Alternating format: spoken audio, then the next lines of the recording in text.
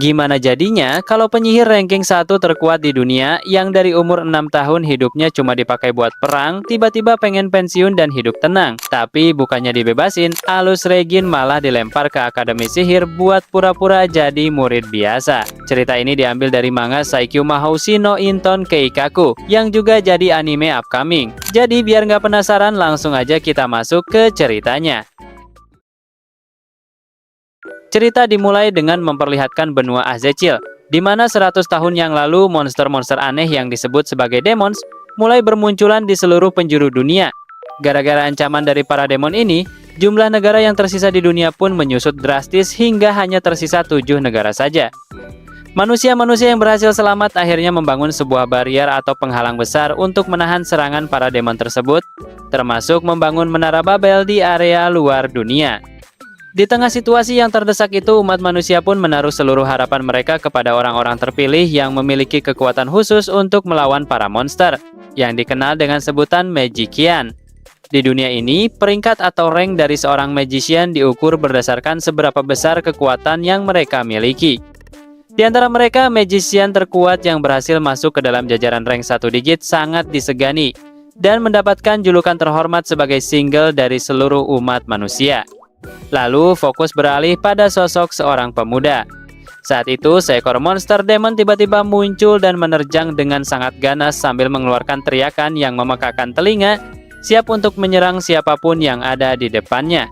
Ternyata pemuda itu sedang memperhatikan situasi dari posisi yang lebih tinggi. Dengan tenang dia menghitung jumlah musuh yang ada di hadapannya, mulai dari 10 hingga sekitar 12 ekor monster kurang lebih. Cowok ini tidak terlihat gentar sedikit pun meski dikepung banyak monster. Dia pun langsung bersiap dan merapalkan sebuah teknik sihir yang disebut Formula Rantai 207 Rantai Resonansi. Seketika itu juga, rantai-rantai sihir muncul dan melesat dengan cepat, mengunci serta menjerat gerakan gerombolan monster yang sedang berlari di bawahnya. Sosok pemuda ini bukanlah orang sembarangan, karena dia adalah magician yang berada di puncak tertinggi jauh melampaui ratusan ribu magician lainnya yang ada di dunia. Dia adalah pemegang posisi Magician ranking 1, sosok yang dikenal sebagai Magician terkuat yang bernama Alus Regin. Dengan kekuatannya yang luar biasa, Alus mampu menghabisi seluruh monster tersebut sendirian tanpa kesulitan berarti, membuktikan bahwa gelar ranking 1 yang dia sandang memang bukan sekadar pajangan. Setelah semua monster berhasil dibereskan, Alus merasa urusannya di tempat itu sudah selesai sepenuhnya. Dia kemudian mengambil botol minumnya dan menyiramkan air ke kepalanya untuk sekadar menyegarkan diri dari hawa panas pertempuran. Alus bergumam dalam hati bahwa dia memang harus melewati banyak sekali pertempuran berat hanya untuk bisa sampai ke tempat ini. Namun bagi dia, bergerak sendirian seperti ini setidaknya jauh lebih baik daripada dia harus datang dengan membawa pasukan besar yang hanya akan memperlambat gerakannya. Meski begitu, ada sebuah perasaan yang mengganjal di dalam pikirannya. Alus memandang ke arah cakrawala dan merasa sangat ironis karena pemandangan alam yang begitu indah seperti ini justru hanya bisa ditemukan di dunia luar yang sangat berbahaya dan penuh dengan demon. Sambil memperhatikan seekor burung yang terbang bebas di langit luas, dia mulai merenung dan penasaran bagaimana sebenarnya rasanya memiliki kebebasan yang sesungguhnya tanpa terikat oleh tugas dan pertempuran. Di dalam hatinya, dia hanya bisa berharap bahwa suatu hari nanti, keinginan untuk merasakan kebebasan itu bisa benar-benar menjadi kenyataan. Beberapa minggu kemudian di markas pusat tentara Alpha, Alus terlihat sedang berhadapan dengan seorang petinggi militer di sebuah ruangan kantor yang mewah. Si Bapak Gubernur Jenderal ini bertanya apakah Alus tidak ingin mempertimbangkan kembali keputusannya untuk berhenti. Namun, Alus dengan tegas menjawab tidak. Baginya, ini adalah syarat mutlak untuk pensiunnya. Alus menjelaskan kalau benua yang terletak di dunia luar sudah berhasil direbut kembali dan dia merasa sudah cukup mengabdi selama waktu yang telah ditugaskan kepadanya. Sekarang, satu-satunya hal yang tersisa dan sangat diinginkan Alus hanyalah hidup dengan tenang tanpa gangguan tugas militer lagi. Mendengar hal itu, si Gubernur Jenderal merasa berat untuk melepaskan Alus begitu saja. Dia bilang kalau Alus adalah aset yang sangat berharga bagi seluruh umat manusia, jadi dia tidak bisa menerima pengunduran diri. Alus semudah itu karena membiarkan Alus pensiun berarti kehilangan kekuatan besar. Namun Alus tidak goyah. Dengan segala hormat dia mengingatkan sang jenderal tentang aturan yang ada. Alus bercerita kalau dia sudah menjadi tentara sejak umur 6 tahun, dan tahun ini adalah tahun ke-10-nya mengabdi. Berdasarkan regulasi militer, mereka yang sudah mengabdi selama 10 tahun dan meraih prestasi tertentu dalam pertempuran memang berhak diberikan kebebasan untuk pensiun. Dalam benak Alus, dia merasa pekerjaannya selama ini seharusnya sudah lebih dari cukup untuk menebus kebebasannya. Memang kenyataannya sangat luar biasa karena meskipun pertahanan benua Azechil ditanggung oleh 7 negara sekaligus, jumlah kematian para magician di sana terus saja mengalami peningkatan yang mengkhawatirkan. Di sisi lain, negara besar Alpha justru menjadi negara dengan prestasi terbanyak di medan pertempuran dengan jumlah kematian yang terus menurun drastis dibandingkan negara lain. Usut punya usut, ternyata semua prestasi gila itu bisa diraih berkat jasa satu orang magician saja, yaitu Alus. Pihak militer sadar betul kalau mereka sampai kehilangan Alus, jangankan untuk mengambil kembali benua lain. Untuk menjaga pertahanan nasional saja mereka pasti akan sangat kesulitan. Akhirnya si gubernur jenderal mencoba menawarkan jalan tengah meskipun dia merasa hal ini sedikit memalukan untuk dikatakan oleh seorang jenderal. Dia menawarkan Alus untuk mengambil perpanjangan cuti saja daripada pensiun total. Sebagai imbalannya, pihak militer akan memberikan apapun yang Alus inginkan jika memungkinkan, termasuk menyediakan segala peralatan penelitian yang Alus butuhkan. Tidak berhenti di situ, si jenderal juga berjanji akan menyediakan sebuah tempat khusus yang dia klaim bakal sangat berguna untuk masa depan Alus.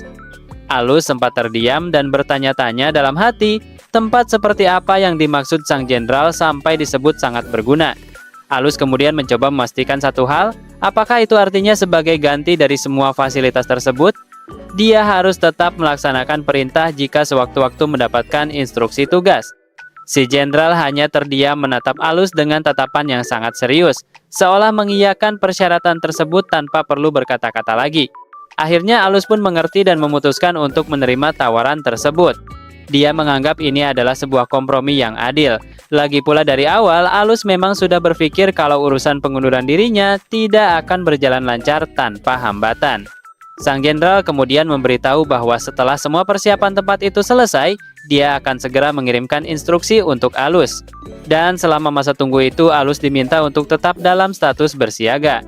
Begitu Alus keluar dari ruangan, sang jenderal tampak menghela napas panjang sambil menyandarkan kepalanya yang terasa berat. Dia bergumam kalau dia sebenarnya sudah tahu hari di mana Alus meminta berhenti seperti ini pasti akan datang juga. Sang gubernur jenderal tampak merenung sambil menyandarkan tubuhnya. Dia merasa bersalah karena selama ini Alus tidak pernah mendapatkan pendidikan umum atau artistik yang layak.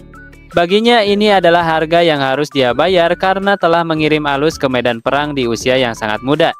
Sambil memegang dokumen profil Alus, jenderal bertekad untuk memberikan pendidikan yang sempat terlewatkan itu secepat mungkin.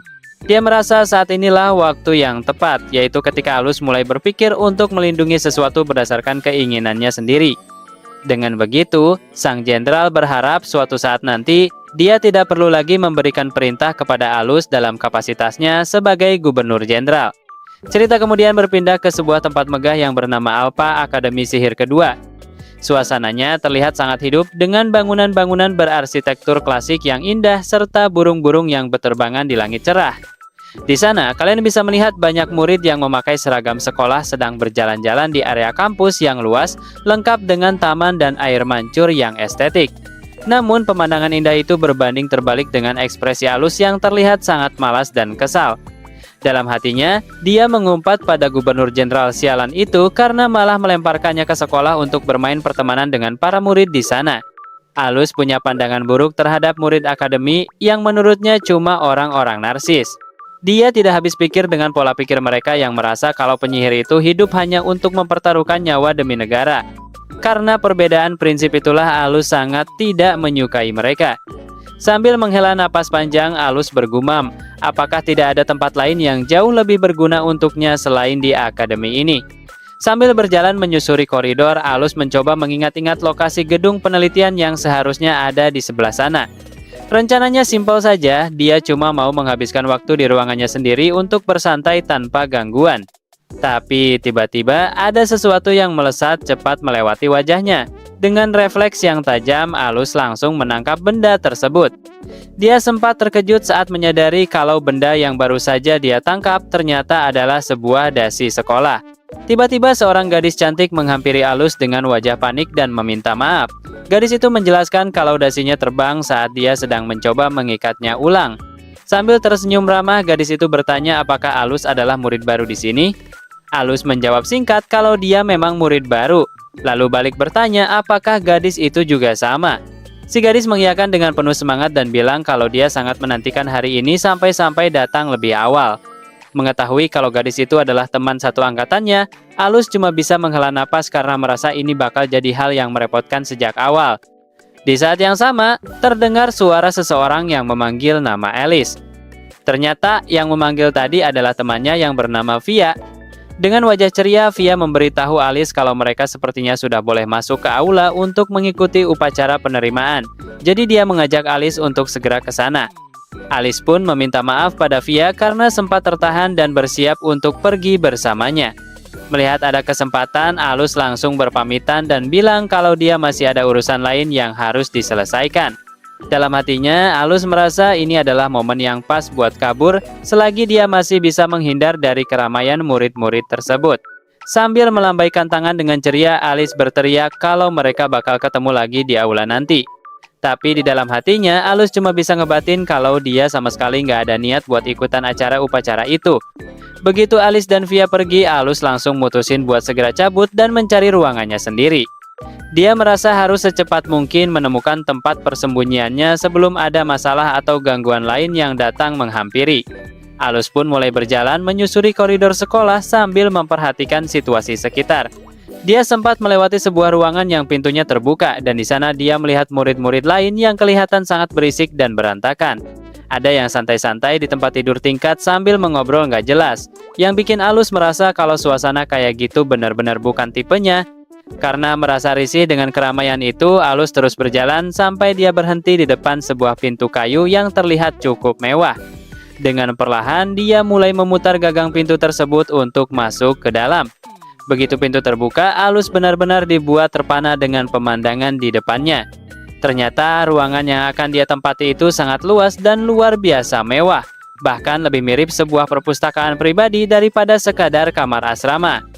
Ruangan itu punya langit-langit yang tinggi, rak buku yang menjulang penuh dengan literatur, balkon di lantai atas, hingga sofa-sofa empuk yang tertata rapi di tengah ruangan yang disinari cahaya matahari dari jendela besar. Alus sampai terdiam sejenak melihat kemegahan fasilitas yang diberikan kepadanya ini. Sambil melihat ke sekeliling dengan mata yang berbinar, Alus merasa sangat kagum dan gak menyangka kalau ini adalah ruangan pribadinya. Dia mulai mengecek setiap sudut, termasuk peralatan penelitian sihir yang tersedia di sana, yang menurutnya terlihat sangat artistik dan berkualitas tinggi. Alus merasa sangat puas karena kalau dia butuh bahan buat penelitiannya nanti, dia tinggal mengambilnya dari perpustakaan pribadi ini. Dia pun duduk santai sambil membuka sebuah buku, lalu bergumam dalam hati kalau nggak ada tempat yang lebih sempurna buat mempelajari sihir selain di ruangan ini. Saat sedang asik dengan dunianya sendiri, Alus melirik ke arah jam dan menyadari kalau upacara penerimaan murid baru sudah mau dimulai. Dia sempat terpikir soal sistem pendidikan di sini yang menggunakan sistem eskalator, di mana para murid nantinya bakal langsung ditempatkan di militer setelah mereka lulus. Alus merasa ironis karena dia sendiri sebenarnya sudah menjadi bagian dari militer, jadi sepertinya dia memang gak bakal pernah bisa benar-benar lepas dari urusan militer tersebut. Tapi ya sudahlah. Melihat fasilitas mewah yang dia dapatkan sekarang, Alus merasa hidupnya bakal relatif tenang dan dia nggak punya alasan buat komplain. Namun ketenangannya itu tiba-tiba terusik saat dia mendengar suara gagang pintu ruangannya diputar dari luar. Alus langsung menoleh ke arah pintu dengan ekspresi waspada. Begitu pintu terbuka, terlihat sebuah sosok misterius yang berdiri di ambang pintu dengan latar belakang bayangan yang gelap membuat suasananya terasa sedikit mencekam. Sosok itu kemudian menunjukkan senyum yang penuh arti sambil menyapa Alus. Dengan nada bicara yang terdengar sangat santai namun penuh tekanan, orang tersebut mengatakan kalau dia merasa sangat senang bisa bertemu dengan Alus. Pertemuan yang gak terduga ini sepertinya bakal menjadi awal dari berakhirnya masa tenang yang baru saja Alus impikan. Sosok cantik yang muncul di depan pintu itu ternyata adalah Sisti Nexovia, yang langsung memperkenalkan dirinya sebagai kepala sekolah di akademi tersebut. Dengan senyum tipis yang penuh pesona, dia menyapa Alus dan bilang kalau dia sangat senang bisa bertemu langsung dengannya. Alus sendiri sebenarnya sudah tahu siapa wanita ini, tapi dia nggak bisa menyembunyikan rasa tertekannya karena aura Nona Cisti ini benar-benar terasa mengintimidasi banget buat dia. Alus bergumam dalam hati kalau dia sekarang paham kenapa wanita ini dijuluki sebagai witch atau penyihir. Padahal, kalau dilihat dari penampilan dan umurnya, dia masih kelihatan sangat muda untuk ukuran orang yang sudah dibebaskan dari tugas aktif militer. Cisti awalnya bilang kalau dia berniat memperkenalkan diri secara resmi setelah urusannya selesai, tapi tiba-tiba saja dia memajukan wajahnya sampai jarak mereka jadi dekat banget. Alus yang kaget cuma bisa mematung kaku sambil berkeringat dingin saat Cisti menatap matanya dari jarak yang sangat intim. Melihat Alus yang tetap diam, Cisti malah tertawa kecil dan memuji kalau Alus beneran penyihir kelas single digit karena nggak terlihat gugup sama sekali meski sudah digoda sedekat itu. Cisti juga mengingatkan kalau sekarang dia adalah kepala sekolahnya Alus, yang langsung dijawab dengan kata maaf oleh Alus. Alus teringat kalau Cisti ini adalah penyihir hebat yang meraih prestasi besar saat masih aktif dulu, tapi Cisti dengan rendah hati bilang kalau dia cuma jadi penyihir peringkat single selama 1 jam saja di posisi ranking 9. Setelah suasana agak cair, Cisti kemudian bertanya, kenapa Alus malah santai di sini dan bukannya menghadiri upacara penerimaan murid baru? Alus dengan jujur menjelaskan kalau dia cuma pengen fokus melanjutkan penelitian sihirnya sendiri. Jadi dia nggak punya niat buat ikut pelajaran yang sama kayak murid-murid biasa. Apalagi buat sekedar cari teman di sana. Mendengar jawaban itu, Cisti bilang kalau itu sayang banget, tapi sayangnya hal tersebut nggak diperbolehkan sama sekali. Cisti mengungkapkan kalau dia sudah dapat mandat dari Gubernur Jenderal, bahwa kalau sampai Alus kedapatan lalai dalam pelajarannya, maka Alus bakal langsung ditarik kembali untuk bertugas di militer saat itu juga. Begitu dengar ancaman itu, Alus langsung emosi dan mengumpat dalam hati soal si kakek kejam alias Gubernur Jenderal yang benar-benar nggak membiarkannya hidup tenang. Cisti yang melihat Alus frustrasi cuma bisa tersenyum santai dan bilang kalau Alus nggak perlu terlalu khawatir. Asalkan Alus tetap mengerjakan PR dan jumlah kehadirannya di kelas mencukupi, dia pasti bakal dapat nilai yang aman buat tetap tinggal di akademi. Alus yang nggak punya pilihan lain akhirnya cuma bisa pasrah dan mengiyakan aturan tersebut. Sebelum pergi, Cisti memberikan saran penting karena peringkat Alus adalah bukti kekuatan yang nyata. Jadi demi menghindari kegaduhan di sekolah, dia menyarankan Alus buat menyembunyikan identitas peringkat aslinya. Alus setuju karena dia emang nggak suka pamer dan lebih memilih buat nggak cari masalah selama di akademi. Cisti pun pamit pergi duluan dan menawarkan Alus buat mampir ke ruangannya kapan saja kalau butuh sesuatu, sambil memberikan salam penutup agar hari-hari Alus di akademi ini terasa menyenangkan. Cisti pun pergi meninggalkan ruangan sambil memberikan salam penutup. Ia berharap semoga kehidupan sekolah Alus kali ini bisa menjadi sesuatu yang berarti. Alus yang ditinggal sendirian hanya bisa berdiri diam sambil menghela napas panjang. Ia merasa kalau waktu berharganya kini benar-benar terbuang sia-sia hanya untuk menjalani formalitas di akademi ini. Di akademi ini sendiri ada sekitar 400 murid baru yang sudah mendaftar, di mana mereka semua mendapatkan pelajaran sesuai dengan mata pelajaran pilihan masing-masing. 3 minggu pun berlalu sejak Alus resmi terdaftar sebagai murid, dan akhirnya dia memutuskan untuk mulai menghadiri kelas. Hal ini terpaksa ia lakukan karena setelah dipikir-pikir, kalau dia terus-terusan bolos seperti minggu lalu, nilai kehadirannya tidak akan pernah cukup untuk membuatnya lulus dari sana. Begitu sampai di depan pintu kelasnya, Alus perlahan membuka pintu dan melangkah masuk ke dalam ruangan yang berbentuk seperti aula kuliah tersebut. Dalam hati ia bergumam bahwa akhirnya dia sampai juga di kelas yang akan ia tempati. Di dalam sana, suasana sudah cukup ramai dengan murid-murid lain yang sedang asik mengobrol. Salah satunya terdengar sedang membahas pengalaman mereka saat sedang berlatih sihir. Kedatangan Alus ternyata langsung menarik perhatian beberapa murid di sana. Seorang cowok berkacamata sempat bertanya-tanya apakah Alus adalah murid baru. Namun temannya yang berambut pirang langsung menimpali kalau Alus adalah orang yang sejak awal memang tidak pernah sekalipun menampakkan batang hidungnya di kelas.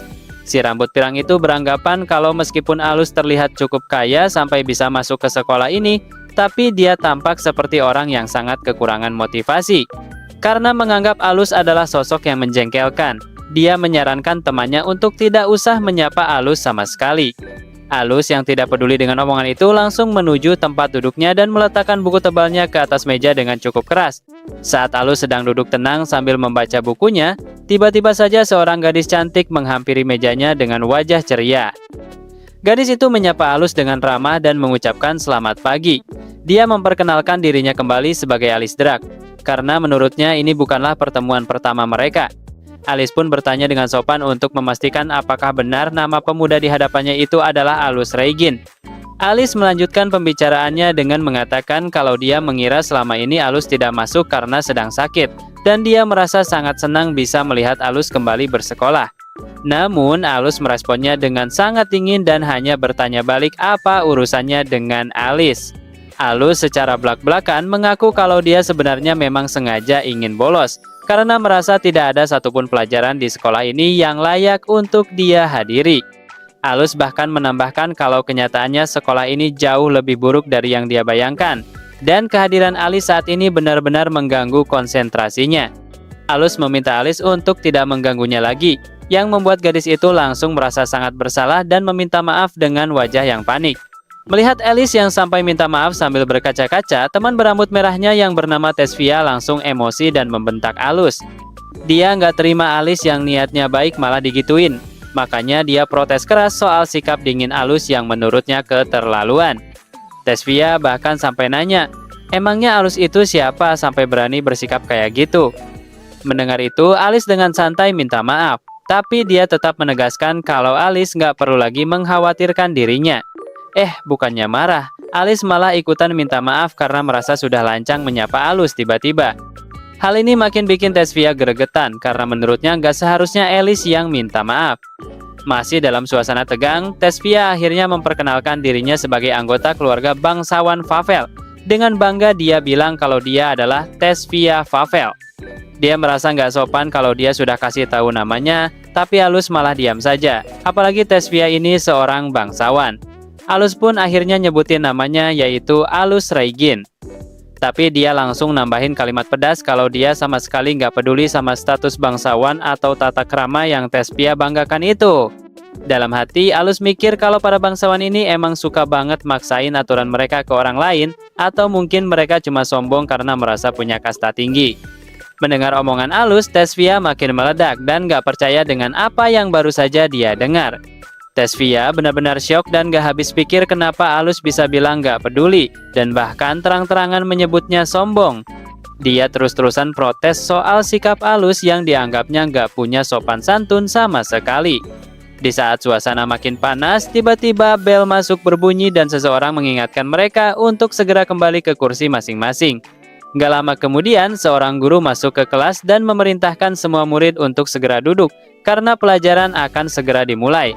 Tesvia yang masih emosi terpaksa harus menahan amarahnya, sementara Alice mencoba menenangkannya supaya situasi nggak makin kacau. Di depan kelas, guru yang merupakan seorang pria tua berkacamata itu mulai menjelaskan sesuatu sambil memegang sebuah kartu. Dia bilang kalau seharusnya semua murid sudah mendapatkan lisensi magician saat masuk ke sekolah ini. Kartu itu biasanya diberikan kepada para magician yang mengabdi pada negara.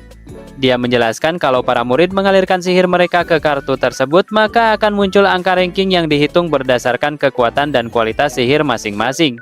Dengan kata lain, angka itu menunjukkan seberapa besar kapasitas sihir yang mereka miliki. Para murid pun terlihat sangat antusias dan kagum melihat penjelasan tersebut. Ternyata Alice dan Tesvia punya ranking yang luar biasa karena angka di kartu mereka cuma 4 digit, yaitu 4521 untuk Tesvia dan 8867 untuk Alice. Padahal murid-murid lainnya rata-rata punya angka 5-6 digit, yang artinya kekuatan Alice dan Tesvia jauh di atas mereka. Bahkan katanya saat ujian masuk, penguji pun sampai kewalahan menghadapi mereka berdua. Sang guru menyemangati murid lain agar nggak pesimis meskipun ranking mereka cuma 6 digit. Namun perhatian guru itu tiba-tiba teralihkan ke Alus yang duduk di belakang. Dia pun bertanya kepada Alus kenapa dia nggak mengeluarkan lisensinya. Dengan wajah yang sangat tenang dan tanpa dosa, Alus menjawab kalau dia minta maaf karena sudah menghilangkan lisensi miliknya. Pengakuan jujur dari Alus ini langsung bikin seisi kelas kaget bukan main. Sampai-sampai ada yang teriak nggak percaya kalau benda sepenting itu bisa hilang. Padahal sebenarnya Alus sengaja melakukan itu karena dia ingat instruksi dari Direktur Jenderal untuk menyembunyikan identitas aslinya selama berada di sekolah ini. Jadi, menurut Alus, dia nggak perlu merasa khawatir atau repot-repot kalau memang harus mengaku kalau kartunya hilang demi menjaga rahasianya tetap aman. Tesvia yang melihat tingkah Alus pun mulai mengejeknya dengan nada sombong. Dia bertanya apa Alus merasa malu buat nunjukin rankingnya, padahal menurutnya Alus nggak perlu malu meskipun angka di kartunya sampai 6 digit. Sambil tersenyum ngeremehin Tesvia bahkan terang-terangan ngatain Alus itu idiot, yang cuma dibalas dengan muka bingung sama Alus. Suasana kelas pun jadi makin berisik sampai sang guru harus turun tangan buat menenangkan mereka semua. Tapi si cowok rambut pirang di kelas itu malah makin kompor. Dia nantangin kalau Alus emang merasa percaya diri, ya tunjukin aja rankingnya sekarang juga. Dia nebak kalau ranking Alus pasti jelek banget, makanya dia bilang kalau Alus emang gak tertarik mengikuti pelajaran. Mending dia berhenti aja datang ke kelas ini. Si cowok pirang tadi ternyata sudah punya rencana licik di kepalanya. Sambil menyeringai jahat, dia bergumam kalau pelajaran selanjutnya adalah latihan pertarungan dan dia berniat banget buat kasih pelajaran ke Alus yang dia anggap sebagai anak bodoh itu di arena nanti. Sementara itu, suasana sekolah berpindah ke area ruang ganti baju wanita. Di sana terlihat para siswi termasuk Alice yang mulai bersiap-siap dan mengganti pakaian mereka dengan seragam olahraga untuk mengikuti kelas praktik pertarungan tersebut. Di dalam ruang ganti, Tesvia mencoba menyemangati Alice supaya nggak merasa gugup menghadapi latihan pertarungan perdana mereka. Dengan penuh percaya diri, Tesvia juga bilang kalau dia yakin Alice bakal kaget pas melihat senjata favorit yang bakal dia gunain nanti. Di sisi lain, kita diperlihatkan ekspresi Alice yang kelihatan sangat datar dan nggak peduli sama sekali dengan tantangan atau situasi di sekitarnya. Sekarang suasana berpindah ke ruang ganti baju pria, di mana Alus cuma duduk diam di bangku sambil dikelilingi murid laki-laki lainnya yang lagi sibuk ganti baju. Atmosfer di sana terasa cukup berat dan canggung karena Alus hanya memperhatikan keadaan dengan tatapan kosong seolah sedang memikirkan hal lain. Cerita berlanjut setelah suasana kelas yang sempat memanas, kini sang guru mengumpulkan semua murid di sebuah bangunan megah berbentuk kubah yang disebut Istana Lili. Tempat ini merupakan area khusus untuk latihan pertarungan bagi para murid. Sang guru menjelaskan aturan mainnya, di mana di dalam area latihan ini segala bentuk kerusakan fisik akan digantikan dengan kerusakan mental. Itu artinya, kalau ada yang tidak kuat menahan rasa sakit yang diterima, mereka bisa langsung pingsan. Dalam latihan pertempuran kali ini, para murid diperbolehkan menggunakan teknik sihir sekaligus senjata. Bahkan mereka diwajibkan untuk menggabungkan kekuatan sihir tersebut ke dalam teknik bertarung mereka masing-masing. Untuk menunjang latihan hari ini, sang guru memperkenalkan sebuah alat yang disebut AWR. Sebagian besar murid sebenarnya sudah tahu kalau AWR adalah senjata pendukung tambahan bagi para penyihir bersenjata yang ingin menggantikan konstruksi sihir manual mereka. Guru tersebut memberikan kebebasan bagi siapapun yang sudah memiliki AWR pribadi untuk langsung menggunakannya. Sementara bagi murid yang belum punya, mereka bisa meminjam salah satu koleksi AWR dari inventory sekolah yang sudah disediakan di dalam peti-peti besar. Di tengah penjelasan itu, Tesvia yang terlihat sudah tidak sabar langsung mengajak Alice untuk segera bersiap, meski Alice sempat meminta Tesvia untuk menunggu sebentar. Dengan penuh kebanggaan, Tesvia akhirnya memamerkan AWR miliknya sendiri di depan teman-temannya. Alice yang melihat hal itu langsung merasa kagum karena Tesvia ternyata sudah memiliki senjata pribadi yang terlihat sangat keren. Tesvia menjelaskan kalau pedang tersebut adalah warisan turun-temurun dari keluarganya dan merupakan senjata yang paling nyaman untuk dia gunakan. Di sisi lain, Alus yang memperhatikan dari jauh hanya bergumam dalam hati kalau senjata itu adalah sebuah katana, jenis senjata kuno yang biasanya identik dengan kaum bangsawan. Karena merasa suasana latihan ini sangat membosankan, Alus berniat untuk menyudahi kegiatannya, tapi tiba-tiba ada seseorang yang memanggilnya dengan nada menantang. Ternyata si cowok pirang yang tadi di kelas masih belum menyerah dan langsung menantang Alus untuk berduel. Dengan gaya yang sok asik, dia bilang kalau sesama murid baru tidak ada salahnya untuk bermain-main sebentar di arena. Alus yang melihat tingkah nyolot itu hanya bisa membatin kalau lawannya ini cuma penyihir peringkat rendah di level 5 digit. Alus sebenarnya cuma ingin fokus membaca buku, tapi karena si pirang ini seolah tidak bisa membaca situasi dan terus mendesaknya, Alus akhirnya memutuskan untuk menerima tantangan tersebut. Si cowok pirang itu pun menyuruh Alus santai saja dan bertanya, senjata apa yang bakal Alus pilih untuk menghadapinya. Tanpa ekspresi dan kelihatan malas meladeni, Alus hanya mengangkat benda yang ada di tangannya sambil berkata kalau itulah yang akan dia gunakan. Benda itu ternyata bukan pedang ataupun tongkat sihir, melainkan sebuah buku yang sedari tadi dia pegang. Melihat hal tersebut, si cowok pirang langsung melongo kebingungan dan tidak percaya dengan apa yang baru saja dia dengar. Tawa si cowok pirang itu langsung pecah karena dia merasa Alus benar-benar sudah gila karena ingin melawan senjata AWR miliknya hanya dengan sebuah buku. Dia menganggap Alus sangat sombong dan berniat menjadikan Alus sebagai samsak tinjunya di arena nanti. Alice yang melihat kejadian itu pun merasa sangat khawatir karena dia tahu kalau itu benar-benar cuma buku biasa. Namun, Alus tetap santai dan menyuruh si pirang itu untuk menyerang kapan saja dia mau karena Alus ingin menyelesaikan urusan ini secepat mungkin agar bisa lanjut membaca bukunya dengan tenang. Merasa diremehkan, si cowok pirang itu langsung menerjang maju sambil berteriak kalau dia akan mengakhiri duel ini dalam sekejap sesuai keinginan Alus. Si cowok pirang itu langsung menerjang maju dengan penuh amarah sambil berteriak keras untuk menekan mental Alus. Tapi Alus tetap tenang dan hanya menatap lawannya dengan ekspresi yang sangat datar seolah serangan itu bukan ancaman besar. Begitu pedang si pirang itu terayun, Alus dengan sangat lincah menghindarinya tanpa kesulitan sedikit pun. Hal ini membuat si pirang merasa kesal dan berdecak karena serangannya meleset. Sambil terus melancarkan serangan bertubi-tubi yang sia-sia, dia memaki Alus dan bertanya, di mana semangat bertarungnya? Karena dia merasa Alus hanya terus-terusan menghindar dan tidak serius menghadapinya. Sambil terus menghindari serangan, Alus malah asyik menganalisis kemampuan lawannya di dalam hati. Menurut Alus, kemampuan pedang cowok pirang ini benar-benar buruk, ayunannya berantakan, dan keseimbangan tubuhnya pun sangat kacau. Alus merasa teknik bertarung lawannya tidak memiliki gaya ataupun bentuk yang jelas.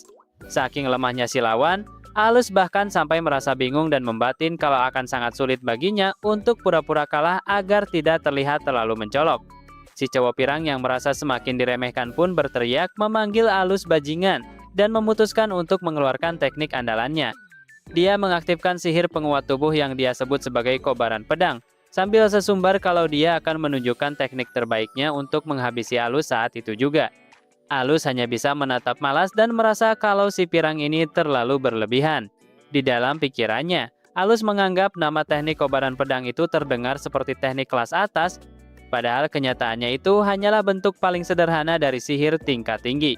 Alus merasa benar-benar malu melihat lawannya membanggakan diri dengan muka sombong seperti itu. Namun ketika melihat ke arah teman-teman sekelasnya yang bersorak antusias, Alus menyadari kalau di mata orang biasa, sihir si pirang ini memang tidak terlihat seperti amatiran.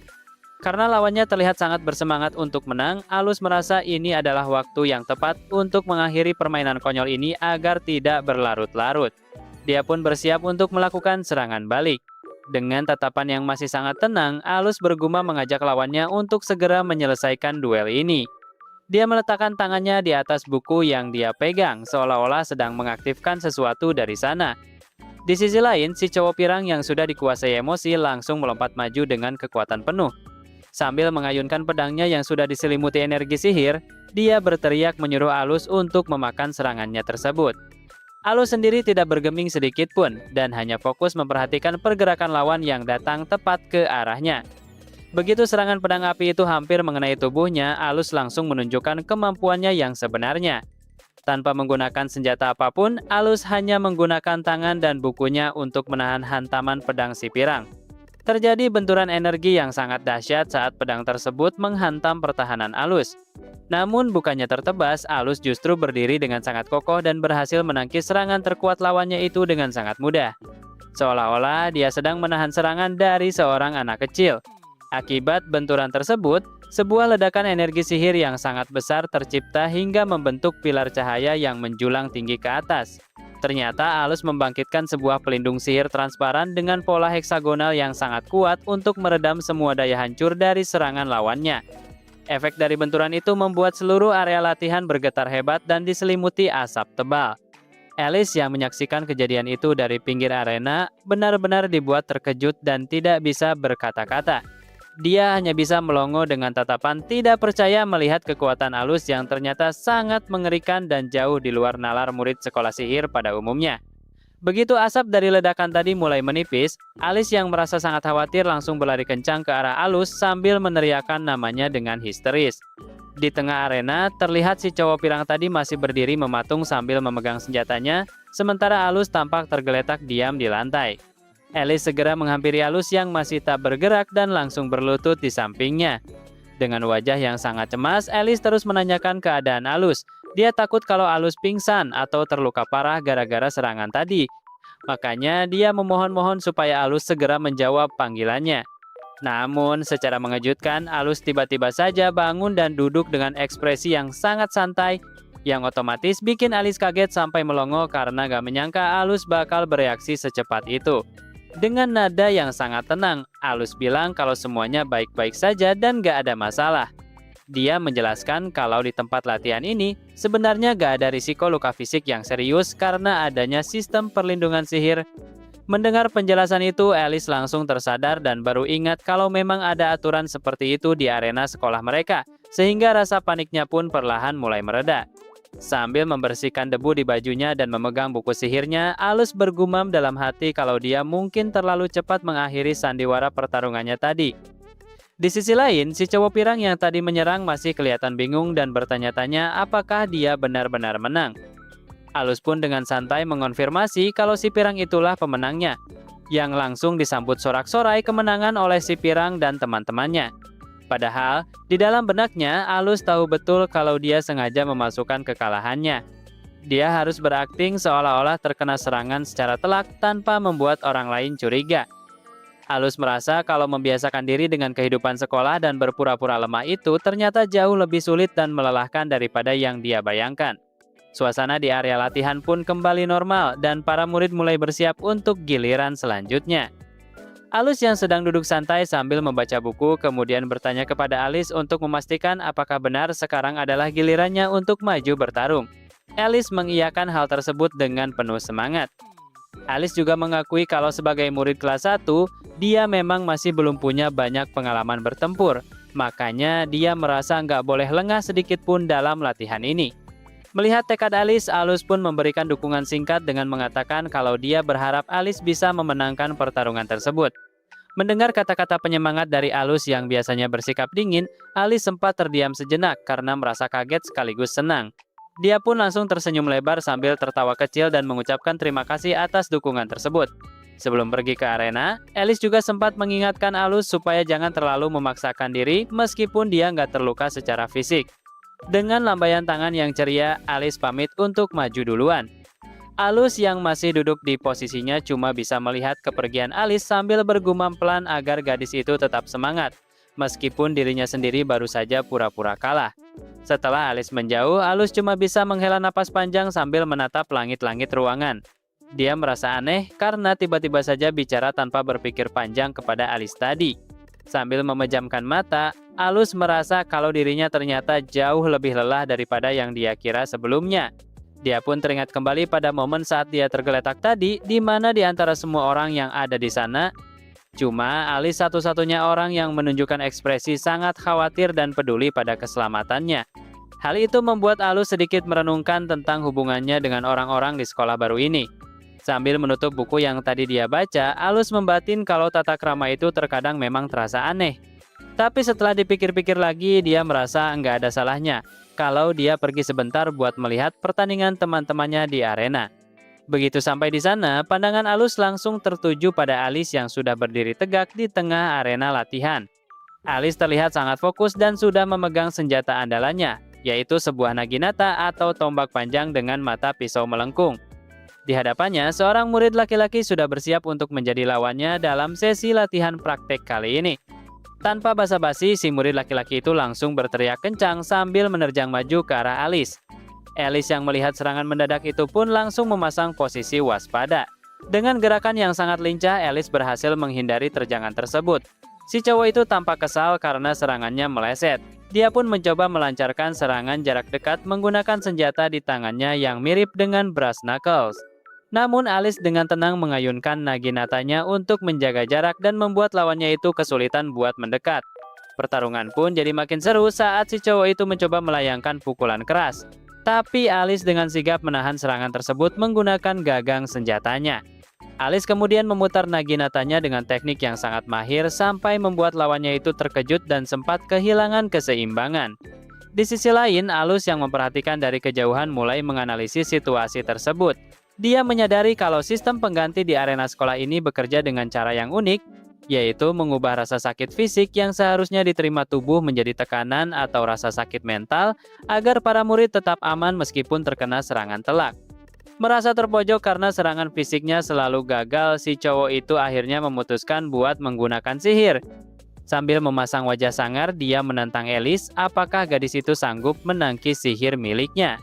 Dia pun langsung merapalkan sihir level pemula yang menciptakan banyak panah es tajam di udara dan langsung meluncurkannya ke arah Alice secara bersamaan. Melihat hujan panah es yang menuju ke arahnya, Alice tidak terlihat panik sedikit pun. Dia justru menatap tajam ke arah serangan tersebut seolah-olah sudah tahu apa yang harus dia lakukan selanjutnya. Dengan kecepatan yang luar biasa, Alice memutar senjatanya dengan sangat presisi hingga menciptakan putaran angin yang mampu menangkis semua panah es tersebut sekaligus. Si cowok yang melihat sihir andalannya dipatahkan dengan begitu mudahnya pun benar-benar syok dan cuma bisa melongo nggak percaya. Alice sama sekali nggak memberikan celah bagi lawannya untuk menyerang balik. Dia terus bergerak maju dengan gerakan yang sangat mengalir dan penuh tenaga. Akhirnya Alice memberikan satu serangan telak yang membuat lawannya terpental dan kalah seketika. Alice pun menghela napas panjang untuk mengatur napasnya kembali setelah pertarungan yang cukup intens tersebut. Di pinggir arena, para siswi lain yang menonton langsung bersorak gembira merayakan kemenangan Alice yang tampil sangat keren. Sementara itu, Alus yang masih memperhatikan dari tangga penonton merasa cukup terkesan. Dia memperhatikan kalau Alice menggunakan jenis senjata kuno yang jarang dipakai orang zaman sekarang. Alus juga sempat menganalisis teknik terakhir Alice tadi, di mana dia awalnya mengira itu adalah teknik refleksi serangan biasa, tapi ternyata itu adalah teknik pengalihan kekuatan yang jauh lebih efisien. Alus benar-benar terkesan dengan apa yang baru saja dia lihat di arena. Dalam hatinya, dia membatin kalau gerakan yang Alice tunjukkan tadi jelas bukan level murid biasa. Jadi wajar saja kalau Alice sudah berada di peringkat 4 digit. Sambil memperhatikan Alice yang tersenyum puas setelah bertanding, Alus mulai menganalisis sistem sihir di dunia ini. Secara garis besar, variasi utama sihir terbagi menjadi tanah, air, api, angin, es, dan petir, di mana kebanyakan atribut ini bisa dipelajari oleh siapapun. Namun, hal itu tidak berlaku untuk atribut cahaya dan kegelapan. Atribut cahaya seperti yang dimiliki Alice adalah tipe yang sangat langka karena membutuhkan kecocokan natural sejak lahir. Alus sendiri tidak menyangka kalau ternyata Alice adalah pengguna tipe cahaya yang spesial tersebut. Tak lama berselang, Thespia atau yang akrab dipanggil Via muncul dan langsung mengambil kendali situasi. Dia menyuruh semua murid untuk berhenti menonton dan segera kembali ke latihan mereka masing-masing. Via mengingatkan teman-temannya kalau cara paling efektif untuk meningkatkan jumlah mana adalah dengan terus-menerus menghabiskan mana tersebut sampai batas maksimal. Saat murid-murid lain mulai bersemangat untuk latihan sekuat tenaga, Alus merasa urusannya di sana sudah selesai. Dia berpikir kalau ini adalah saat yang tepat baginya untuk kembali asyik membaca bukunya daripada ikut campur dalam latihan fisik tersebut. Namun, baru saja Alus hendak melangkah pergi, tiba-tiba sebuah bilah pedang sudah tertodong tepat di depan wajahnya. Ternyata Via langsung mencegatnya dengan tatapan yang sangat serius dan menyuruh Alus untuk menahan diri sebentar. Dengan nada memerintah, Via memaksa Alus untuk ikut bersamanya. Alus yang sedang ingin tenang pun hanya bisa menatap balik dengan ekspresi datar saat ujung senjata Via berada begitu dekat dengan matanya. Melihat aksi nekat temannya, Alice mencoba melerai dan meminta Via untuk berhenti. Tapi Via sudah terlanjur emosi dan bersikeras ingin memberikan pelajaran kepada Alus yang dianggapnya sudah keterlaluan. Via merasa Alus benar-benar meremehkan semua perkataan yang pernah dia ucapkan sebelumnya. Di sisi lain, Alus merasa kalau Via ini benar-benar gadis yang sangat keras kepala. Dia mengeluh dalam hati karena Via terus-menerus menghabiskan waktunya tanpa memikirkan keadaannya yang sedang ingin istirahat. Alus bahkan sempat berpikir kalau para bangsawan memang suka sekali memaksakan adab dan kemauan mereka kepada orang lain seenaknya. Dengan wajah tanpa ekspresi, Alus pun bertanya balik tentang apa sebenarnya yang sudah dia katakan sampai membuat Via semarah itu. Mendengar pertanyaan Alus, emosi Via benar-benar meledak sampai dia berteriak kencang. Dia merasa terhina karena Alus bisa-bisanya berpura-pura lupa dengan hinaan yang pernah dilontarkan cowok itu terhadap keluarga Vivel. Respon super kuek dari Alus ini benar-benar membuat suasana di sana menjadi semakin tegang. Via benar-benar tidak habis pikir kenapa Alus berani berkata seperti itu, seolah-olah nama besar keluarganya tidak ada artinya sama sekali. Sambil menggenggam senjatanya dengan sangat erat, Via menegaskan kalau menyandang nama keluarga bangsawan bukanlah hal yang bisa dianggap remeh oleh siapapun. Namun, kesabaran Alus pun mulai habis. Dia merasa kalau Via tidak akan pernah mengerti betapa berharganya waktu membacanya yang terus-menerus diganggu. Sambil menghela napas panjang dan merasa kalau ini adalah kesalahannya. Karena sejak awal sudah meladeni gadis itu, Alus akhirnya menatap Via dengan tatapan yang sangat tajam dan dingin. Lalu memperingatkannya dengan tegas untuk berhenti mengganggunya. Via yang sudah benar-benar kehilangan kesabaran akhirnya meledak dan berteriak supaya Alus jangan memperlakukannya seperti orang bodoh. Sambil mengayunkan tangannya dengan emosional, Via tanpa sengaja membuat buku yang sedang dipegang Alus terpental jauh hingga jatuh ke lantai. Alis yang melihat kejadian itu pun hanya bisa berteriak memanggil nama Via karena kaget dengan tindakan spontan temannya.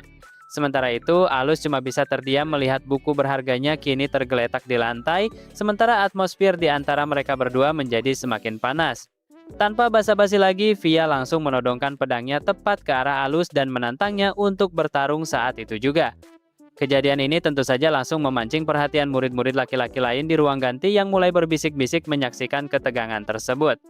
Alus kemudian merunduk untuk mengambil bukunya kembali, dan meskipun wajahnya tetap terlihat tenang, tatapan matanya menunjukkan kalau dia sudah tidak bisa lagi mengabaikan gangguan dari Via. Sambil memegang bukunya yang sempat jatuh tadi, Alus akhirnya menerima tantangan itu.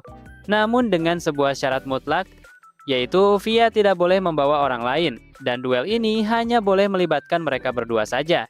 Alus juga sempat menyindir Via karena sudah memperlakukan dokumen atau buku berharga miliknya dengan sangat kasar.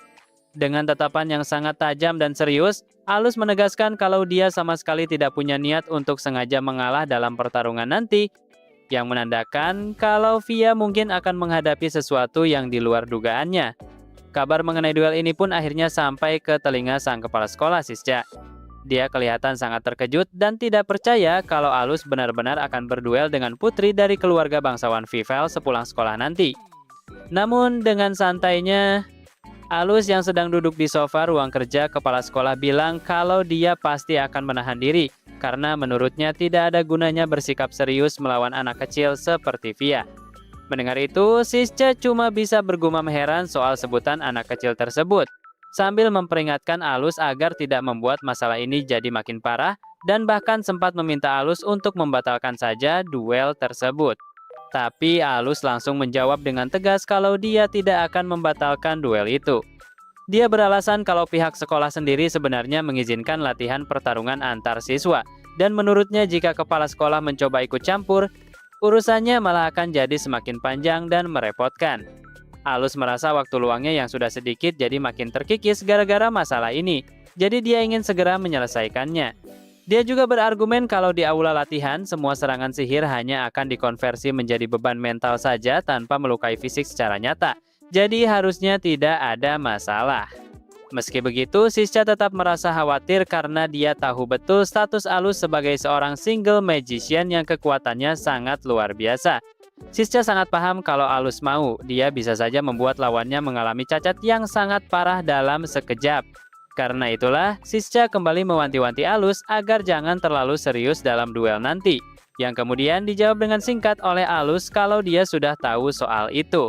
Sebelum beranjak pergi, Alus malah sempat-sempatnya meminta izin kepada kepala sekolah untuk meminjam sebuah buku yang ada di sana.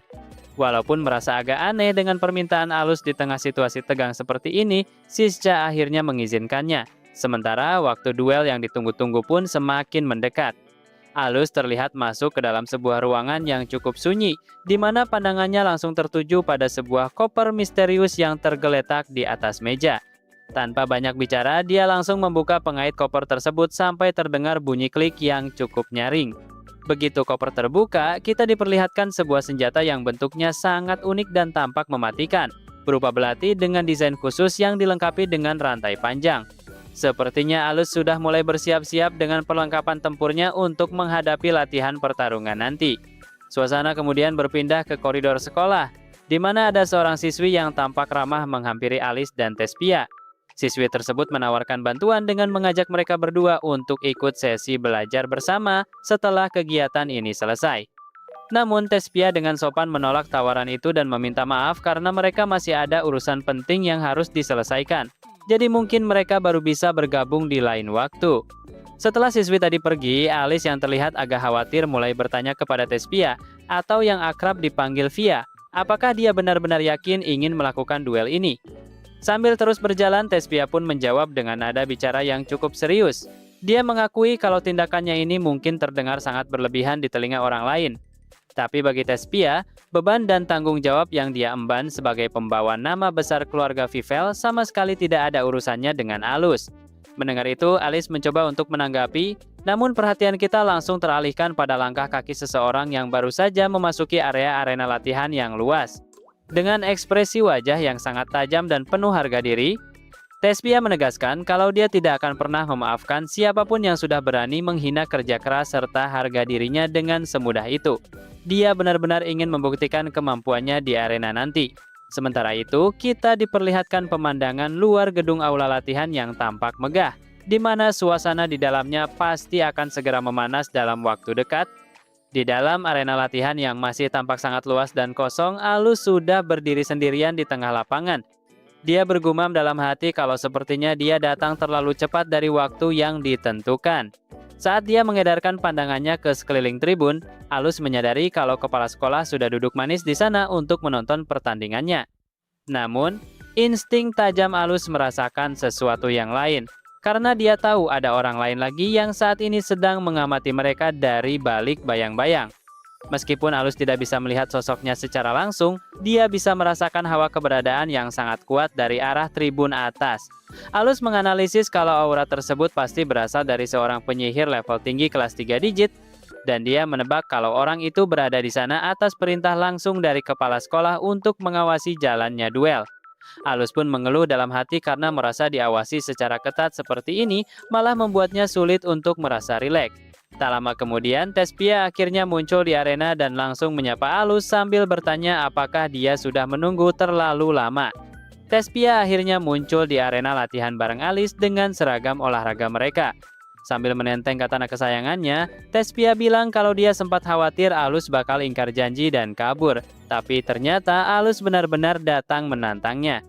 Alus yang dari tadi sudah menunggu pun menjawab dengan santai kalau nggak mungkin dia melarikan diri dari urusan begini. Makanya dia minta supaya latihan bertarungnya segera dimulai aja. Tapi pas lagi bersiap, pandangan Tespia tiba-tiba tertuju ke tangan Alus. Dia merasa ada yang aneh dan langsung bertanya dengan nada heran, apakah Alus beneran mau bertarung cuma dengan benda yang dia pegang itu? Alus dengan wajah datarnya cuma merespon supaya Tespia nggak perlu khawatir berlebihan. Sambil mengibaskan benda di tangannya, terungkaplah kalau senjata yang bakal dipakai Alus buat duel kali ini bukanlah pedang atau tongkat sihir, melainkan cuma selembar kertas katalog atau manual yang tipis banget. Melihat hal itu, Tespia langsung syok berat sampai mulutnya menganga lebar. Dia nggak habis pikir dan langsung teriak histeris karena merasa dihina. Soalnya Alus cuma mau pakai kertas buat ngelawan dia yang sudah bawa senjata lengkap. Tespia benar-benar nggak habis pikir dan bertanya sekali lagi apa Alus beneran serius mau berkelahi cuma pakai kertas. Dengan tenang, Alus menjelaskan kalau memang itu yang dia mau. Dia bilang kalau kertas itu dia pinjam dari kepala sekolah, dan menurutnya itu sudah lebih dari cukup untuk menghadapi Tespia. Mendengar kesombongan itu, Tespia makin emosi dan membatin kalau cowok di depannya ini benar-benar tukang meremehkan orang lain. Sebelum mereka mulai, Alus pun mengajukan syarat kalau dia menang, Tespia harus berhenti mencampuri urusannya lagi. Tespia pun menantang balik kalau hal itu cuma bakal terjadi kalau Alus beneran bisa menang. Alus bahkan menawarkan kalau dia menang, dia sebagai murid ranking 4 digit bakal membantu Tespia dalam pelajaran. Tapi Tespia langsung menolak mentah-mentah tawaran itu. Tespia kemudian memberikan syarat balasan, yaitu kalau dia yang menang, Alus harus minta maaf dengan tulus atas semua perbuatan menyebalkan yang sudah dilakukan kepadanya selama ini. Alus sempat bingung dan bergumam dalam hati karena seingatnya dia sudah pernah minta maaf. Tapi ya sudahlah, dia akhirnya setuju-setuju saja dengan syarat itu. Setelah kesepakatan dibuat, Alus mulai mengaktifkan panel damage displacement system supaya pertarungan mereka tetap aman. Tespia pun menoleh ke arah Alice dan memintanya untuk menjadi pemberi isyarat dimulainya pertandingan. Alice pun mengangguk mantap, bersiap untuk memulai duel yang sangat tidak seimbang ini. Suasana di arena langsung berubah menjadi sangat tegang saat Alus dan Thespia sudah saling berhadapan dalam posisi siap tempur. Alus tetap tenang dengan kertas di tangannya, sementara Thespia sudah memasang kuda-kuda yang sangat serius. Alice memperhatikan keduanya dengan seksama untuk memastikan mereka sudah siap sepenuhnya. Begitu melihat konsentrasi keduanya sudah memuncak, Alice pun bertanya, apakah mereka berdua sudah siap? Dan sedetik kemudian dia langsung berteriak dengan lantang agar pertandingan segera dimulai. Duel antara si jenius yang menyembunyikan identitasnya dan siswi berbakat yang penuh emosi ini pun akhirnya resmi meledak. Begitu duel resmi dimulai, Thespia langsung melancarkan serangan agresif dengan pedangnya, mencoba menekan Alus sejak detik pertama. Di tengah arena yang luas itu, Thespia bergerak dengan lincah, mengayunkan senjatanya dengan penuh emosi. Sementara itu, Alus tetap berdiri dengan sangat tenang, seolah sudah memprediksi setiap pergerakan yang akan dilakukan oleh lawannya. Alus terus memperhatikan setiap gerakan Thespia sambil terus menghindar dengan efisien. Dalam benaknya, Alus mengakui bahwa kemampuan Thespia sebenarnya lumayan dan gerakannya tidak buruk jika dibandingkan dengan murid-murid lainnya. Namun, Alus juga menyadari satu kelemahan fatal, yaitu Thespia terlalu banyak membuang-buang tenaga dalam setiap serangannya. Alus pun dengan mudah terus melangkah mundur dan berkelit, membuat Thespia semakin kesulitan mendaratkan serangan. Serangan bertubi-tubi yang dilancarkan Thespia ternyata belum membuahkan hasil sedikit pun, hingga membuatnya mulai kehabisan napas dan terengah-engah. Dengan nada kesal, Thespia bertanya apakah Alus hanya bisa melarikan diri saja dari tadi. Ia menantang Alus untuk benar-benar melawannya jika memang Alus berniat untuk memenangkan duel ini. Thespia merasa frustrasi karena targetnya terus menghindar tanpa memberikan perlawanan berarti. Mendengar tantangan itu, Alus akhirnya berhenti menghindar dan melakukan sebuah gerakan yang sangat mengejutkan. Saat Thespia mengayunkan pedangnya dengan sekuat tenaga, Alus justru menangkis serangan tersebut hanya dengan menggunakan gulungan kertas yang ia pegang. Suara benturan keras terdengar saat pedang tajam itu tertahan oleh selembar kertas, membuat Thespia benar-benar tertegun dan tidak percaya dengan apa yang baru saja terjadi di depan matanya. Thespia langsung melompat mundur untuk menjaga jarak sambil menatap kertas di tangan Alus dengan penuh keraguan. Ia merasa hal itu sangat tidak mungkin dan mulai curiga bahwa benda itu bukanlah kertas biasa. Thespia berteriak menuduh Alus berbohong, namun dengan ekspresi wajah yang datar, Alus dengan santai menegaskan bahwa benda yang ia gunakan memang benar-benar hanya selembar kertas biasa tanpa tambahan apapun. Alus kemudian bertanya apakah Thespia masih ingin melanjutkan duel yang sudah jelas terlihat perbedaannya ini. Thespia yang masih dalam kondisi syok terus bergumam bahwa kejadian tadi tidak mungkin terjadi dan mencoba meyakinkan dirinya sendiri bahwa ia hanya sedang lengah sesaat. Meski dalam hatinya ia bingung trik apa yang sebenarnya disimpan oleh Alus, Thespia tetap berusaha keras meyakinkan dirinya bahwa ia bisa mengalahkan orang seperti Alus dengan mudah. Namun, Alus langsung mematahkan kepercayaan diri itu dengan mengatakan secara dingin bahwa pertahanan Thespia sebenarnya penuh dengan celah. Thespia benar-benar terpaku, matanya terbelalak lebar saat melihat gulungan kertas di tangan Alus berada tepat di depan wajahnya. Ia seolah tidak percaya bahwa benda sesepele itu bisa memberikan tekanan yang begitu besar dan mengancam dirinya dalam jarak sedekat itu. Tanpa ampun, tekanan dari gerakan Alus membuat Thespia terpental jauh ke belakang hingga terseret di lantai arena yang luas. Kekuatan yang dihasilkan dari selembar kertas itu benar-benar di luar nalar membuat Thespia terhempas dengan sangat keras. Melihat sahabatnya terkapar, Alice yang menonton dari pinggir lapangan langsung berteriak histeris memanggil nama Thespia dengan penuh kekhawatiran. Sambil terengah-engah dan berusaha mengatur napasnya yang memburu, Thespia terduduk lesu di lantai arena. Pikirannya benar-benar kacau karena baginya kejadian ini sangat tidak mungkin dan tidak masuk akal. Ia terus bergumam dalam hati bahwa hal seperti ini seharusnya tidak terjadi padanya. Saat Thespia masih berusaha mengumpulkan kesadarannya, Alus berdiri dengan tenang di kejauhan sambil menatapnya datar. Dengan nada suara yang sangat santai, Alus bertanya apakah sekarang Thespia sudah mau menyerah. Pertanyaan Alus itu membuat Thespia terdiam dan merenung. Ia terus bertanya-tanya pada dirinya sendiri, apakah ia benar-benar kalah? Dan yang lebih menyakitkan baginya adalah kenyataan bahwa ia kalah melawan orang seperti Alus. Di mata Thespia, Alus hanyalah cowok pemalas yang hobinya meremehkan kaum bangsawan, tipe orang yang paling ia benci sejak dulu. Harga dirinya sebagai seorang bangsawan benar-benar hancur karena dipaksa tunduk oleh orang yang dianggapnya tidak berguna. Tespia teringat kembali alasannya selama ini bekerja keras. Baginya, orang-orang seperti Alus biasanya punya kompleksitas untuk selalu merendah bahkan sebelum mereka mencoba untuk berusaha. Itulah kenapa Tespia selalu memacu dirinya sendiri untuk menjadi kuat agar bisa membuktikan kekuatannya kepada dunia. Selama ini, ia merasa dirinya kuat dan tidak pernah sekalipun merasa diremehkan oleh siapapun. Namun, di tengah rasa frustrasinya, sebuah kesadaran pahit muncul di benaknya bahwa sepertinya justru dialah yang selama ini telah meremehkan kemampuan Alus yang sebenarnya. Melihat Tespia yang masih berusaha bangkit meski sudah kepayahan, Alis berteriak dari jauh dan memintanya untuk berhenti, karena merasa duel ini sudah cukup. Alis sangat khawatir jika Tespia terus memaksakan diri, namun Tespia justru kembali menggenggam pedangnya dengan sangat kuat. Dengan tatapan mata yang penuh amarah dan tekad, Tespia menegaskan bahwa ia sudah memutuskan untuk membuat Alus meminta maaf bagaimanapun caranya. Ia benar-benar tidak ingin kalah, terutama kalah dari orang seperti Alus yang sangat ia benci. Tespia pun bersiap untuk melakukan perlawanan terakhirnya meski tubuhnya sudah mulai mencapai batas. Tespia yang sudah tersulut emosi akhirnya mengeluarkan teknik andalannya yang disebut Icicle Sword.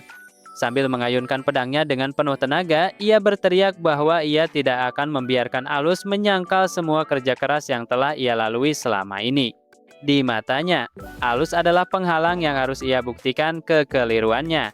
Sementara itu, Alus hanya bisa tertegun melihat serangan es besar yang mulai tercipta dan mengarah tepat ke arahnya. Serangan es tersebut meluncur dengan sangat cepat dan masif, menciptakan tekanan yang luar biasa di arena duel.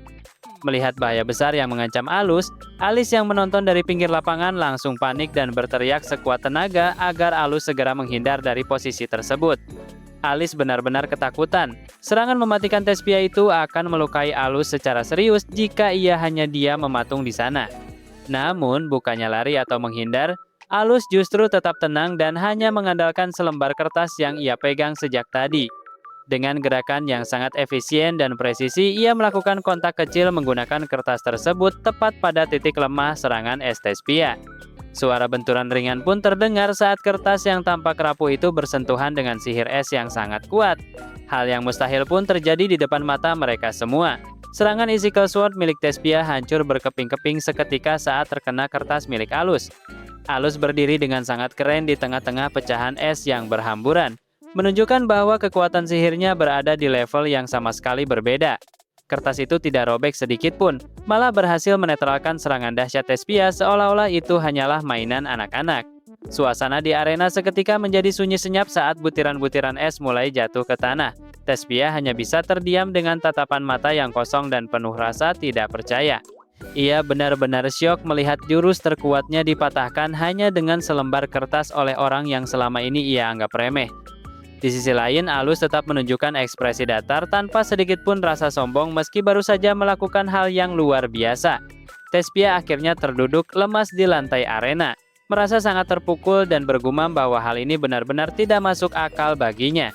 Rasa frustrasinya memuncak hingga ia mulai terisak dan menangis karena merasa harga dirinya sebagai bangsawan dan penyihir berbakat telah hancur total. Melihat Tespia yang sudah menyerah, Alus kemudian berjalan mendekat dan dengan santainya mengetukkan gulungan kertas tersebut ke kepala Tespia. Tindakan simpel ini seolah menjadi tanda berakhirnya duel tersebut, sekaligus pengingat bagi Tespia bahwa ia telah kalah telak dalam taruhan mereka. Alus menatap Tespia yang masih terduduk dan dengan suara rendah dia mengakui kalau semua ini adalah kesalahannya. Dia bilang kalau misalnya Tespia merasa tersinggung dengan sikapnya, dia beneran minta maaf karena jujur aja dia sama sekali nggak ada niat buat menghina Tespia. Mendengar permintaan maaf yang tulus itu, Tespia langsung tersentak kaget dan cuma bisa terbata-bata mencoba merespons ucapan Alus. Tespia akhirnya nggak bisa nahan air matanya lagi dan mulai menangis sesenggukan di depan Alus. Sambil mengusap matanya, dia juga minta maaf karena merasa dirinya sudah terlalu serius dan terbawa suasana dalam duel tadi. Dari sorot matanya yang berkaca-kaca, kelihatan banget kalau dia merasa menyesal karena sudah bersikap terlalu kasar kepada Alus selama ini. Melihat perubahan sikap itu, Alus berkomentar kalau dia cukup terkejut karena ternyata Tespia bisa bersikap jujur seperti sekarang. Tespia yang merasa malu langsung membalas dengan agak ngegas, dia bilang, Dia mau bersikap baik begini ya gara-gara Alus sudah minta maaf duluan, jadi nggak mungkin dia membalasnya dengan kasar. Sambil menunjukkan ekspresi cemberut dan kelihatan agak murung, Tespia akhirnya mengakui kekalahannya dalam duel tersebut. Pas Alus mau beranjak pergi dan pamit duluan, Tespia tiba-tiba menarik ujung baju Alus dengan kuat dan menyuruhnya untuk menunggu sebentar. Alus pun menoleh dan bertanya, "Ada apa?" Lalu dengan wajah yang masih memerah malu, Tespia bertanya bagaimana cara Alus melakukan teknik yang tadi dia gunakan untuk menghancurkan pedang esnya. Alus langsung mengingatkan kalau di dunia penyihir itu ada aturan tidak tertulis untuk tidak menanyakan soal sihir khusus atau teknik rahasia milik penyihir lain. Tespia sebenarnya tahu soal aturan itu, tapi rasa penasarannya benar-benar nggak bisa dibendung lagi. Di tengah obrolan mereka, tiba-tiba terdengar suara tepuk tangan yang menggema di seluruh aula latihan. Ternyata sosok yang datang itu adalah sang kepala sekolah sendiri, yang membuat Tespia dan Alice langsung kaget bukan main. Kepala sekolah langsung memberikan pujian kepada Tespia sebagai putri terhormat dari keluarga Fievel, karena sudah menunjukkan pertarungan latihan tingkat tinggi yang sangat luar biasa. Saat Alice bertanya apa tujuan beliau datang ke sana, kepala sekolah menjelaskan kalau sebenarnya Alus yang meminta tolong kepadanya untuk menyiapkan aula latihan ini. Karena merasa penasaran dengan apa yang akan dilakukan Alus, beliau pun memutuskan untuk datang dan mengamati mereka secara langsung. Tespia yang masih merasa ada yang aneh kembali mempertanyakan identitas asli Alus karena dia merasa mustahil pedang esnya bisa dihancurkan dengan begitu mudahnya. Kepala sekolah cuma menanggapi dengan santai dan bilang kalau sihir selevel itu mah bukan masalah besar buat orang seperti Alus. Beliau juga bilang kalau sebenarnya dia datang ke situ cuma buat memastikan keadaan Tespia baik-baik saja setelah duel tadi. Kemudian, kepala sekolah memberitahu Alus kalau lisensi militer miliknya dari Angkatan Darat sudah keluar pagi ini. Beliau menyarankan agar Alus menunjukkan lisensi tersebut kepada Tespia dan Alice, agar mereka bisa melihatnya sendiri. Alus pun akhirnya mengeluarkan sebuah kartu lisensi dari sakunya untuk diperlihatkan kepada kedua gadis yang sedang kebingungan itu. Begitu Alus menyodorkan kartu lisensinya, suasana seketika hening. Tespia dan Alice benar-benar gak bisa berkata-kata pas ngelihat angka 1 yang terpampang jelas di kartu itu. Tespia sampai melotot saking kagetnya dan gak percaya kalau cowok menyebalkan di depannya ini ternyata adalah penyihir rank 1. Dia bahkan sampai terbata-bata mau nanya apa benar Alus itu orang yang sama dengan yang ada di lisensi militer tersebut. Melihat reaksi kedua gadis itu, kepala sekolah cuma bisa ketawa kecil dan ngerasa kalau ekspresi mereka berdua lucu banget. Beliau ngaku kalau awalnya dia juga sempat kaget pas pertama kali ngelihat berkas prestasi dan rekam jejak Alus yang luar biasa.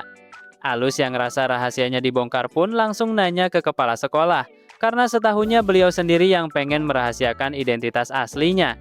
Tapi kepala sekolah dengan santai bilang kalau gak masalah kalau cuma mereka berdua yang tahu, karena menurut beliau ini adalah semacam takdir. Meski begitu, beliau langsung masang muka serius dan ngancem Tespia sama Alice supaya nggak ngebocorin hal ini ke guru atau murid lain. Atau mereka bakal dapat hukuman langsung dari tangan beliau sendiri. Di sisi lain, Alice kelihatan gak sesyok Tespia, dia cuma bengong dan masih berusaha mencerna kenyataan kalau ada orang seumuran mereka yang udah dapat rank 1. Alus yang ngelihat Alice cuma diem kayak patung pun nanya apa dia saking kagetnya sampai membeku gitu. Alice yang tersentak langsung panik dan ngejawab dengan gugup kalau dia emang kaget banget.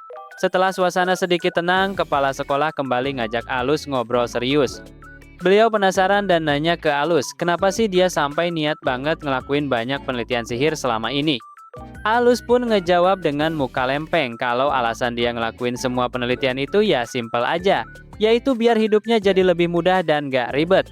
Dengar jawaban itu, kepala sekolah langsung dapat ide dan balik nanya ke Alus. Menurut beliau, kalau Tespia dan Alice jadi lebih kuat, bukannya itu bakal bikin hidup Alus jadi jauh lebih santai juga? Alus sempat ngeremehin dan bilang kalau hal itu mustahil buat mereka berdua. Tapi kepala sekolah langsung memotong dan bilang kalau itu cuma mustahil kalau mereka tetap jadi murid biasa. Alus yang udah ngerasa ada firasat gak enak pun langsung nanya apa sebenarnya mau si kepala sekolah ini. Sambil masang senyum penuh arti dan naruh tangannya di pundak Alus, kepala sekolah akhirnya ngasih perintah yang bikin Alus syok berat. Beliau mutusin kalau mulai sekarang, Aluslah yang harus mengajari dan melatih Tespia sama Alice. Alus yang dengar perintah mendadak itu cuma bisa melongo nggak percaya. Spontan teriak kaget karena nggak nyangka. bakal dapet tugas buat jadi guru dadakan buat dua cewek yang menurutnya bakal ngerepotin itu.